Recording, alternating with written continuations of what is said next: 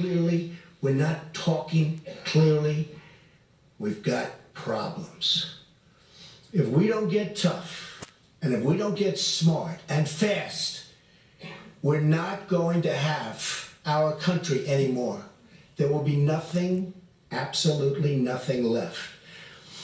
The killer, whose name I will not use or ever say, was born an Afghan, of Afghan parents, who immigrated to the United States. His father published support for the Afghan Taliban, a regime which murders those who don't share its radical views, and they murdered plenty. The father even said he was running for president of Afghanistan. The bottom line is that the only reason the killer was in America in the first place was because we allowed his family to come here. That is a fact, and it's a fact we need to talk about. We have a dysfunctional immigration system which does not permit us to know who we let into our country, and it does not permit us to protect our citizens properly. We have an incompetent administration, and if I'm elected president, that will not change. I will tell you, that will not change over the next 4 years. We have an administration that will not change. But if I get in there, it's going to change, and it's going to change quickly. We're going from totally incompetent to just the opposite, believe me.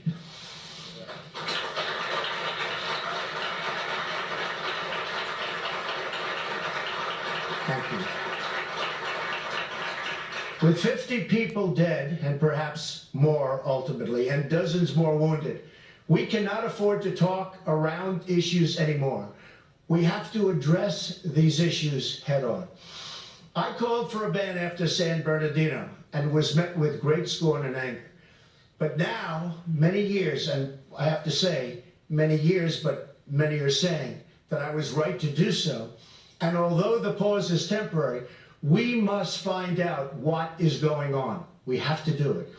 It will be lifted, this ban, when and as a nation we're in a position to properly and perfectly screen these people coming into our country. They're pouring in, and we don't know what we're doing. The immigration laws of the United States give the president powers to suspend entry into the country of any class of persons. Now, any class, it really is determined and to be determined by the president for the interests of the United States. And it's as he or she deems appropriate. Hopefully it's he in this case. Thank you.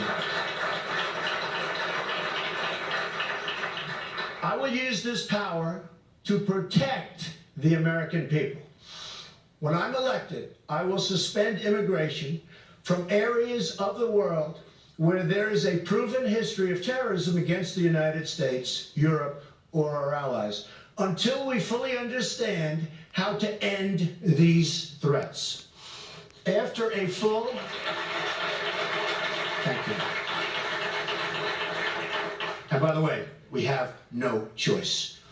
After full, impartial, and long, really long overdue security assessment, we will develop a responsible immigration policy that serves the interests and values of America.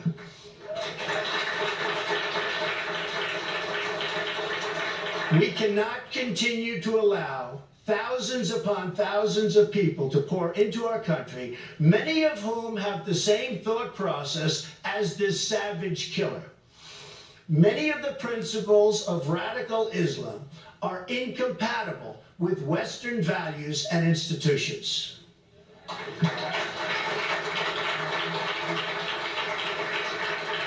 Remember this, radical Islam is anti-woman, anti-gay, and anti-American.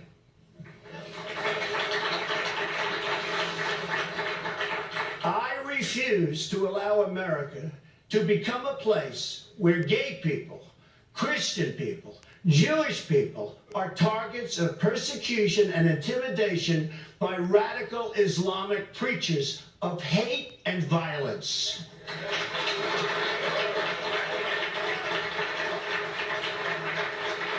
This is not just a national security issue. It's a quality of life issue.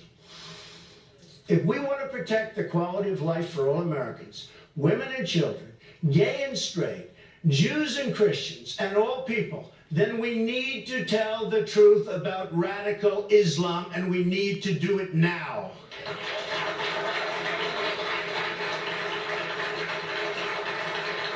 We need to tell the truth also about how radical Islam is coming to our shores. And it's coming. With these people, folks, it's coming. We're importing radical Islamic terrorism into the West through a failed immigration system and through an intelligence community held back by our president. Even our own FBI director has admitted that we cannot effectively check the backgrounds of people we're letting into America. All of the September 11th hijackers were issued visas. Large numbers of Somali refugees in Minnesota have tried to join ISIS. The Boston bombers came here through political asylum. The male shooter in San Bernardino, again, whose name I will not mention, was the child of immigrants from Pakistan, and he brought his wife, the other terrorist, from Saudi Arabia through another one of our easily exploited visa programs. Immigration from Afghanistan into the United States has increased nearly fivefold in just 1 year. According to Pew Research, 99% of the people in Afghanistan support oppressive Sharia law. We admit many more, and that's just the way it is. We admit many more from other countries in the region, and I'll tell you what, they share these oppressive views and values. We want to remain a free and open society. Then, and if we do, then we have to control our borders. We have to control, and we have to control them now, not later, right now. Thank you.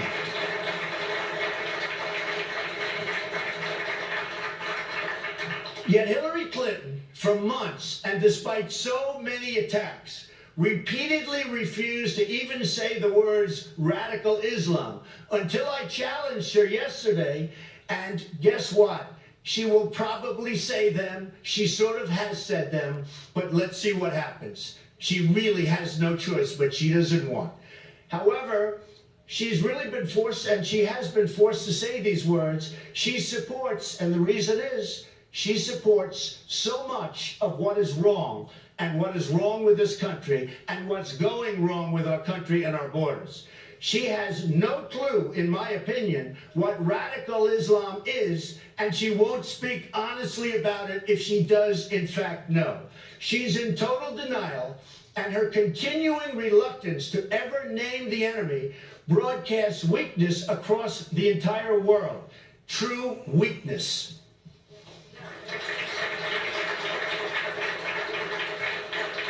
I don't know if you know this, but just a few weeks before San Bernardino, the slaughter, that's all it was, a slaughter, Hillary Clinton explained her refusal to say the words radical Islam. Here is what she said, exact quote: Muslims are peaceful and tolerant people and have nothing whatsoever to do with terrorism. That is Hillary Clinton. So she says the solution is to ban guns. They tried that in France, which has among the toughest gun laws anywhere in the world, and 130 people were brutally murdered by Islamic terrorists in cold blood. Her plan is to disarm law-abiding Americans, abolishing the Second Amendment, and leaving only the bad guys and terrorists with guns. No good. Not going to happen, folks. Not going to happen. Not going to happen. She wants to take away Americans' guns and then admit the very people who want to slaughter us. Let them come into the country. We don't have guns. Let them come in. Let them have all the fun they want. I will be meeting with the NRA which has given me their earliest endorsement in a presidential race, to discuss how to ensure Americans have the means to protect themselves in this age of terror. I will be always defending the Second Amendment.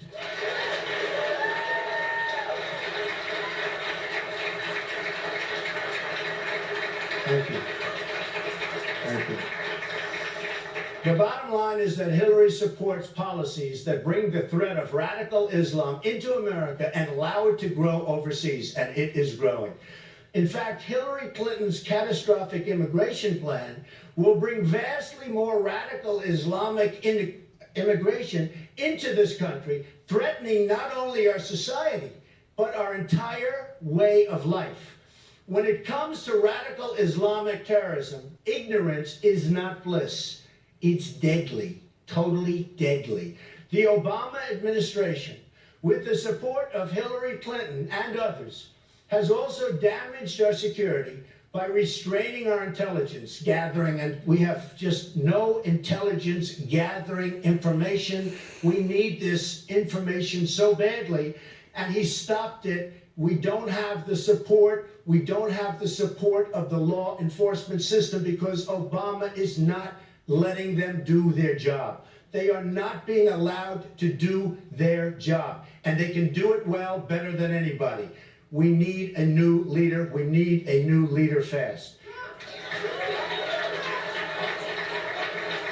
Thank you. They have put political correctness above common sense, above your safety, and above all else. I refuse to be politically correct.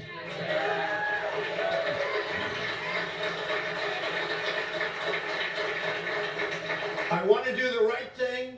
I want to straighten things out, and I want to make America great again.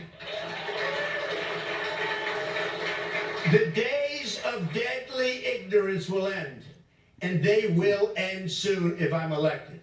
As president, I will give our intelligence community, law enforcement, and military the tools they need to prevent terrorist attacks. And they don't have those tools now. We need an intelligence gathering system second to none. Second to none. That includes better cooperation between state, local, and federal officials, and with our allies, very importantly. I will have an Attorney General, a Director of National Intelligence, and a Secretary of Defense who will know how to fight the war on radical Islamic terrorism.